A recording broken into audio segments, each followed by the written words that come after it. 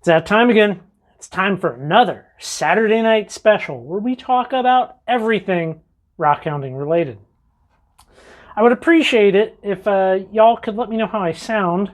Normally I'm running this wireless microphone, but right now I have a lavalier mic, so it hides that little doodad, so it's not up by my chest. So I appreciate that, everybody. This past week was quite good. I got a bunch of different things to share with you that I think are pretty dang cool. So let's start off with something that I know you guys have already seen before, okay? And that would be this book, the Minerals of the World book. Well, fabulous, fabulous book. I didn't know they also made one for fossils, okay? Fossils of the world. Now, I didn't buy this. Sarah bought this because, well, she's the fossil person here. But very similar to the other book. I mean, it's just absolutely an amazing, amazing book. And I kind of wanted to talk about this because, so this one, when I should have done this earlier. The published date is, where is the published date? 1988. So these books are, I think that's 88. I think this was 91. Anyways, it doesn't really matter. But the kind of point is that why are these older books, okay, so much better than some of the newer books? I mean, I like this idea that like we're going to be continuously making progress in the world. Things are going to be continuously improving, getting better with time. You would think that between 1988 and 2021, we would have some better mineral and fossil books. And maybe we do. I sure as heck have not found them. I'm finding that... Well, hold on. Okay, let me back up just a sec. So I'm at my rock club, and there's the debate going on of your more modern cabbing machines, you know, your 6-wheel, 6-inch, 8-inch, like a Cab King, a Genie, those Titans, those things, versus the 2-wheeled arbor. And, you know, as I'm listening to people talk about this, they're like, oh, I've been polishing rocks for 40 years. Back in my day, all we had were arbors, that type of thing. They made equipment, and I'm starting to kind of feel like I've made a mistake. Now, I'm a little guilty of, window shopping for the new, nice, fancy machines, right? And being like, well, I'll wait till I can afford this. I'll wait, I'll just go without. And I'm looking back at like some of these old lapidary journals from like the 70s, and nobody had that mentality. Nobody had that attitude. They made do with what they had, and they built things, okay? Those books, amazing. Old equipment, amazing. Equipment I think I can build myself is going to be far superior to what I could possibly afford. Now, let me show you what I've been working on. So, as we've talked about in the past couple of Saturday night specials, I've been building a carpet wheel. And while the wheel portion is done, so this is the portion that will be getting cerium oxide and spinning quite slowly so that I can take these thunder eggs that come off of the Richardson and I'll take it up to a high gloss. So let me show you how this thing is made. What we have here is a 1/4-inch steel plate with an H-pulley hub welded on. And then on the other side here, maybe you can kind of see in there. Well, anyways, on the side that you're going to be pressing a rock into, there's 1/8 inch thick sheet of neoprene. And then I have the carpet cut here with these tabs. I bent up these copper clips, and it's all being stretched across the face of the plate with a spring. I think this is going to work fabulous. I'm hoping to have this machine project wrapped up in the next week or so. And maybe, who knows, maybe next Saturday you can actually see the thing running. But I can't buy anything like that, right? Like, this is, I think, a superior thing to what I could even buy. You know, money, no object. And I think the same goes with a lot of stuff. Like, I fully plan on building a saw at this point. You know, I have all the capability. I just need the time. I think I can make something better than... This sounds really full. I'm not trying to sound full of myself, but I think I can build stuff better than what you could buy or what other companies are doing. Yeah, that. So, built, not bought. Going the old way. I mean, I've seen photos similar to this from the 70s on the way they did it back then. And what changed? Why did that stop? You know?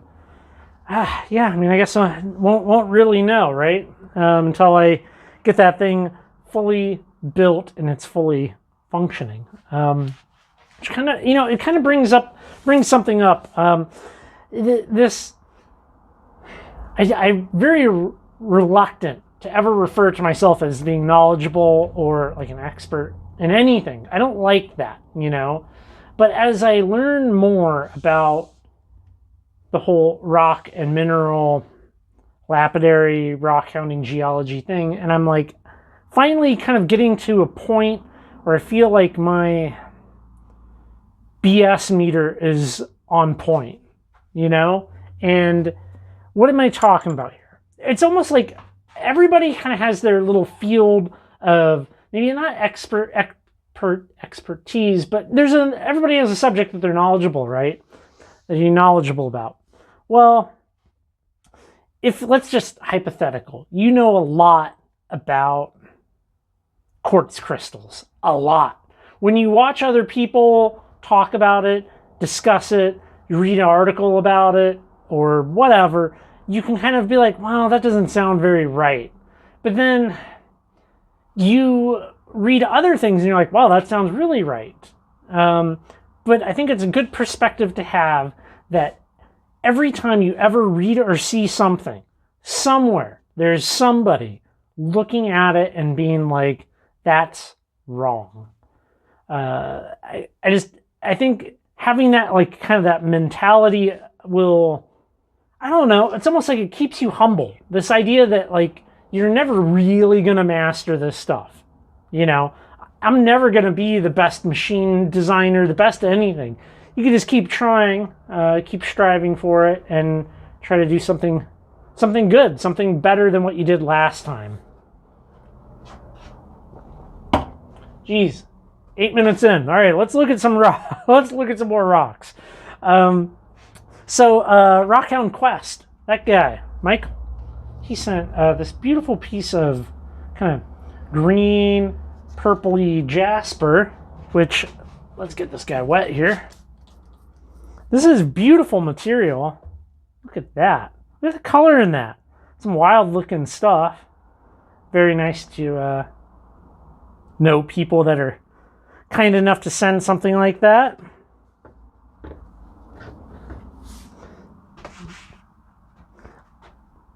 There's a viewer here on the channel. I should have probably asked if I could say her name, but she sent a bunch of rocks, and some of what she sent was this. Now this is Unakite.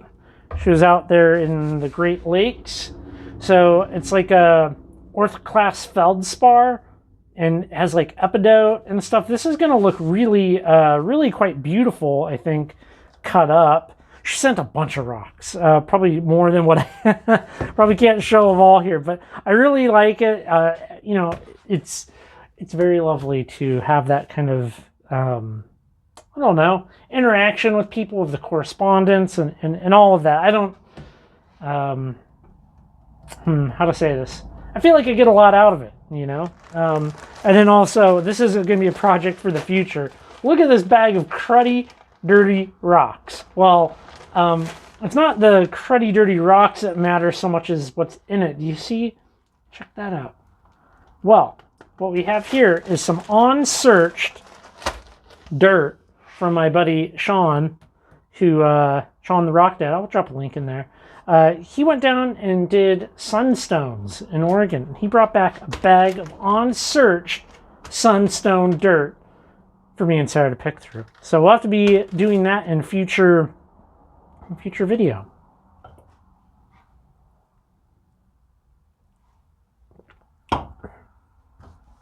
So I think kind of the thing that I've really just been thinking a lot about is that maybe the older ways are better ways with this stuff. Maybe we've strayed too far, you know, with the whole lapidary, with a lot of these things.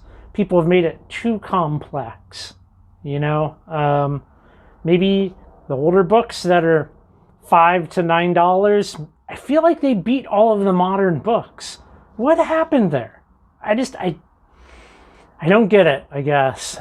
Well, we're going to probably keep this one a little short this week. I appreciate y'all. Hopefully you're out maybe getting some rock hounding done either this weekend or maybe this coming week if you have the time off. I appreciate y'all for being here, partaking in the channel and coming by, watching, listening to what I have to say. Hopefully next week we can have that machine up and running. Thank you so much for watching my entire video. If you like the videos, well, you'll probably also like the website, currently rockhounding.com. There's all kinds of great listings and articles, and it's growing all the time, along with different photos. Just go check it out. Go check out the website. It's free. There's no ads. It's just there for your enjoyment. So, as always, thank you so much for coming by the channel, hanging out with me, watching. Take care, everybody.